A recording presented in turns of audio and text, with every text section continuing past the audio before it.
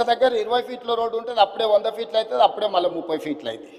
దీనివల్ల చెరువులను కాపాడలేకపోతున్నాం, కుంటల్ని కాపాడలేకపోతున్నాం, నాళాలను కాపాడలేకపోతున్నాం, రోడ్లను విస్తరించలేకపోతున్నాం. అందుకే కోర్ అర్బన్ రీజన్ మొత్తాన్ని ఒకే గొడుగు కిందికి తెచ్చి ఒకే రకమైన విధానాలతో పరిపాలన అందించాలి. జిహెచ్ఎంసీలో అయినా, సైబరాబాద్ మున్సిపల్ కమిషనరేట్లో అయినా, మల్కాజ్గిరి మున్సిపల్ కమిషనరేట్లో అయినా పరిపాలన మొత్తం ఒక గొడుగు కిందికి తెచ్చినాం, పరిపాలన సౌలభ్యం చేసినాం. ఒకసారి మున్సిపల్ కమిషనర్ ఏరియా ఒకలాగుంది, పోలీస్ కమిషనరేట్ ఇంకొకలాగుంది. అందుకే కోటర్మినస్ చేసినాం అధ్యక్ష. ఈరోజు Cyberabad municipal commissioner, police commissioner కూర్చుంటే ఎగ్జాక్ట్గా బౌండరీతో సహా మున్సిపాలిటీలో జోనల్ కమిషనర్స్ను వాళ్ళ డీసీపీ వ్యవస్థలుగా చేసినాం. ఒక డీసీపీ ఒక జోనల్ కమిషనర్ కూర్చున్నాడంటే ఎగ్జాక్ట్గా ఒక ఇంచు కూడా, ఒక ఇల్లు కూడా తేడా లేకుండా ఏ నిర్ణయం తీసుకుని అమలు చేసేటట్టు, ట్రాఫిక్ కావచ్చు, నిర్మాణం కావచ్చు, లేకపోతే కాలుష్య నియంత్రణ కావచ్చు. సో ఈ రకంగా చేసుకున్నాం. మిగతా రంగారెడ్డి ప్రాంతాన్ని మనం ఫ్యూచర్ సిటీ కమిషనరేట్ కింద పోలీస్ కమిషనరేట్ చేసినాం అధ్యక్ష. భువనగిరిని మనం ఎస్పీగా జిల్లాగా చేసుకున్నాం, సంగారెడ్డిని ఎస్పీగా జిల్లా చేసుకున్నాం, ఆ పక్కన ఉండే వికారాబాదును ఎస్పీ జిల్లా కింద చేసుకున్నాం. 4 పోలీస్ కమిషనరేట్లు, 3 జిల్లాలు, 70% తెలంగాణ ఆదాయం ఇక్కడి నుంచే వస్తుంది అధ్యక్ష. విస్తరణ కూడా జరగాల్సిన ప్రాంతం ఈ ప్రాంతంలోనే ఉంది అధ్యక్ష. అందుకే ఒక బృహత్తరమైన ప్రణాళికను తీసుకొని వచ్చి ఈరోజు ఒక ప్రణాళికబద్ధంగా అభివృద్ధి చేయాలనుకుంటున్నాం అధ్యక్ష. అడాక్ బేసిస్ మీద చేస్తలేం. భవిష్యత్ ప్రణాళికల్ని దృష్టిలో పెట్టుకొని 2034 వరకు ఏం చేయాలి, 2047 వరకు ఏం చేయాలి, దాని ప్రకారం కార్యాచరణ ఎట్లా ఉండాలి, ఒక రోడ్ మ్యాప్ తయారు చేసుకున్నాము. దయచేసి సభ్యులందరికీ కూడా తమ ద్వారా నేను విజ్ఞప్తి చేస్తున్నా, ఈ విషయానికి వచ్చినప్పుడు రాజకీయాలకు అతీతంగా వ్యవహరిద్దాము. ఈరోజు అహ్మదాబాదులో సబర్మతి రివర్ ఫ్రంట్ చేసిరు, అద్భుతం అంటారు. 60,000 ఫ్యామిలీలను రీలొకేట్ చేసింది అధ్యక్ష. 10,000 ఫ్యామిలీలకు ఈరోజు కూడా నష్టపరిహారం ఇవ్వలేదని సుప్రీంకోర్టు వరకు కేసు కొట్లాడుతారు. నిన్నగాక మన ఢిల్లీలో యమునా నది ప్రక్షాళన పేరు మీద యమునా నదిని విస్తరించుకుంటాం, అద్భుతంగా చేసుకుంటాం అని ఢిల్లీ ప్రభుత్వం అంటుంది అధ్యక్ష. ఉత్తరప్రదేశ్లో గంగా నది ప్రక్షాళన చేసినాం, వారణాసిని ప్రక్షాళన చేసినామని కొన్ని రాజకీయ పార్టీలు, ప్రజాప్రతినిధులు అంటున్నారు. మేము ఎప్పుడు వాటిని వ్యతిరేకించలే. గుజరాత్లో సబర్మతి రివర్ ఫ్రంట్కి mayor from Congress, chief minister from BJP Narendra Modi, Congress mayor, Gujarat ముఖ్యమంత్రి నరేంద్ర మోడీ గారు ఇద్దరు కూర్చొని సబర్మతి రివర్ ఫ్రంట్ను పనులు చేయడానికి పునాది రాయేసి కలిసి పనిచేసింది అధ్యక్ష. సిద్ధాంతపరంగా కాంగ్రెస్కు బీజేపీకి పొంతన లేదు, కానీ అహ్మదాబాద్ మేయర్ కాంగ్రెస్ ఉండి ముఖ్యమంత్రి నరేంద్ర మోడీ గారు ఉన్నప్పుడు వాళ్ళిద్దరు కలిసి ఆ పని మొదలుపెట్టి ఈరోజు బాగుంది. నిన్నగాక మొన్న మా శ్రీహరి గారు మంత్రి గారు వెళ్ళి చూసి వచ్చిండ్రు. చామల కిరణ్ రెడ్డి ఎంపీ గారు నల్గొండ నుంచి, బీర్ల ఐలయ్య గారు, వీళ్ళందరూ పోయి చూసి వచ్చారు. అంతకంటే ముందు సిటీలో ఉండే మేయర్తో పాటు కార్పొరేటర్స్ని అందరినీ నేను అక్కడికి పంపించిన, కొంతమంది మిత్రులను విదేశాలకు పంపించిన, ఎమ్మెల్యేలను, మీకు సౌత్ కొరియా పోయి చూసిరా పోండి అండి. సో ఈరోజు నేను అనేది ఏంది అధ్యక్ష అంటే, హైదరాబాద్లో మూసీ నది ప్రక్షాళన చేస్తామంటే ఎందుకు ఇది రాజకీయ రంగు పులుముకుంటుంది? ఎంఆర్డీసీఎల్ నేను మొదలు పెట్టలే అధ్యక్ష. నిన్నగాక మొన్న సిరిసిల్ల ఎమ్మెల్యే గారు చెప్పారు, మూసీ రివర్ డెవలప్మెంట్ కార్పొరేషన్ లిమిటెడ్ని మేమే ప్రారంభించినామన్నారు. అవును, మీరే ప్రారంభించారు, ప్రణాళికలు మీరే చేసిరు, మీరు అర్థాంతరంగా వదిలేసిండ్రు. మేము ఇప్పుడు దాన్ని కొనసాగిస్తామంటున్నాం.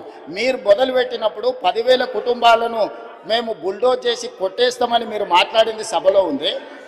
ఆనాటి మాజీ ముఖ్యమంత్రి గారు ఈ రోజు ఉన్న 2016లో వాళ్ళే బఫర్, మూసీ నది పక్కన 50 మీటర్ల బఫర్ జోన్ కూడా వాళ్ళే నిర్ణయించారు. ఆ రోజు మేము నిర్ణయించలే. ఈ రోజు మేము అమలు చేస్తామంటే మీకున్న అభ్యంతరం ఏంది? ప్రభుత్వం అధికారికంగా కార్యక్రమాన్ని ఏర్పాటు చేసింది.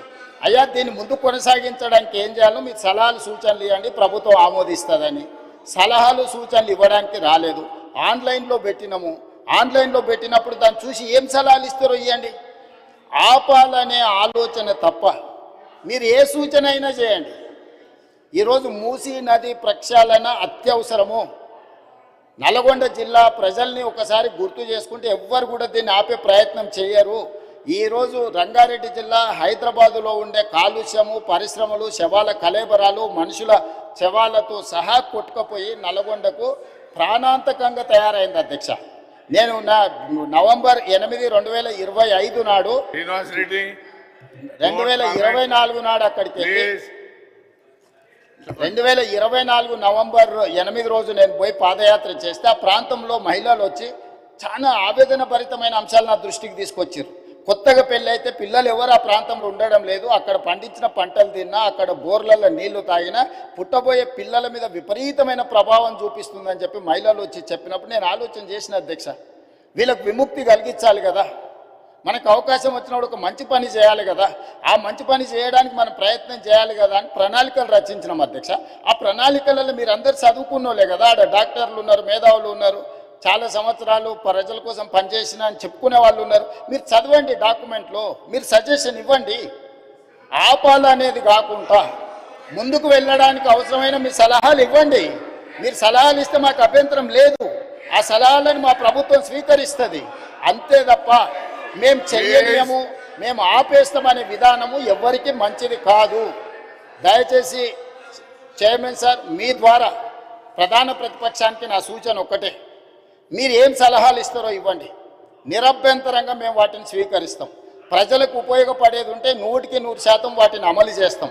మీరు ప్రాజెక్టును ఆపాలన్న ఆలోచన నుంచి బయటకు వచ్చి రాజకీయ ప్రయోజనము, రాజకీయ కక్షని పక్కన పెట్టేసి మీరు ముందుకు వచ్చి ఏమైనా సూచన చేయండి. ఈ ప్రభుత్వం ఓపెన్ మైండ్తో ఉంది. ఒకవేళ నన్ను కలవడానికి మీకు అభ్యంతరం ఉంటే మా శ్రీధర్ బాబు గారు రంగారెడ్డి జిల్లా ఇన్ఛార్జ్ మినిస్టర్, పొన్నం ప్రభాకర్ గారు హైదరాబాద్ ఇన్ఛార్జ్ మినిస్టర్, ఆ మంత్రులతోనూ కమిటీ చేస్తా. డిప్యూటీ సీఎం గారు, శ్రీధర్ బాబు గారు, పొన్నం ప్రభాకర్ గారితో ఒక క్యాబినెట్ సబ్ కమిటీ చేస్తా. మీకు ఏమైనా సూచనలు ఉంటే క్యాబినెట్ సబ్ కమిటీకి సబ్మిట్ చేయండి. డెఫినెట్గా we will examine, we will take a final decision. ఈ కన్సెన్సస్ బిల్డ్ చేసి చేయాలనుకుంటున్నాం అధ్యక్ష. ఉన్న పలంగా మేమేదో కూలగొట్టేస్తాం, మేమేదో కట్టేస్తామని ఇట్లాంటి ప్రచారాలు మానండి. నిన్నగాక మన ఒక అపార్ట్మెంట్కి సంబంధించిన బాధితులు ఆపండి ఆపండి అంటారు. మేము అడగనే లేదు, మీకు ఈ ప్రాబ్లం ఉందని చెప్తున్నాం. మీకు సమస్య ఉంది, ఈ సమస్యను ఎట్లా కావాలనో చేయండి అని అంటే మీరు దాన్ని ప్రచారం కోసం వాడుకోకండి. ఈరోజు ఆడ గాంధీ సరోవర్ కట్టడానికి 98 ఎకరాలు డిఫెన్స్ ల్యాండ్ కేంద్ర ప్రభుత్వం ఇస్తుంది అధ్యక్ష. టూరిజం దగ్గర రాష్ట్ర ప్రభుత్వం దగ్గర ఇంకొక 100 ఎకరాల ల్యాండ్ దాదాపు ఉంది. ఆ అపార్ట్మెంట్స్ ల్యాండ్ తీసుకోకపోయినా ప్రభుత్వానికి ఆ ప్రాజెక్టుకి ఎలాంటి ఇబ్బంది లేదు.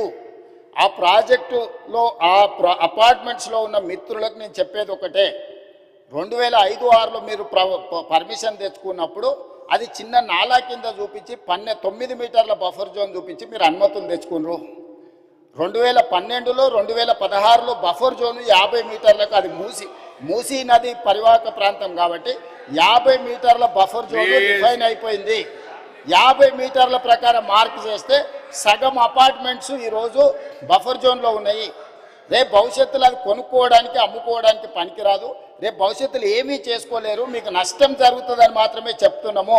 వాళ్ళకి ఇష్టమైతే ఆ ల్యాండ్ ప్రభుత్వ అభివృద్ధిలో భాగస్వామ్యం ఇప్పుడు చేస్తే వాళ్ళకు నష్టపరిహారం ఇచ్చి ప్రత్యామ్నాయం చూపించడానికి మాకు అభ్యంతరం లేదు అధ్యక్ష. ఎవరిని నిరాశ్రయులను చేస్తలేము అధ్యక్ష. అధ్యక్ష నా సూచన ఒక్కటే అధ్యక్ష, నా సూచన ఒక్కటే,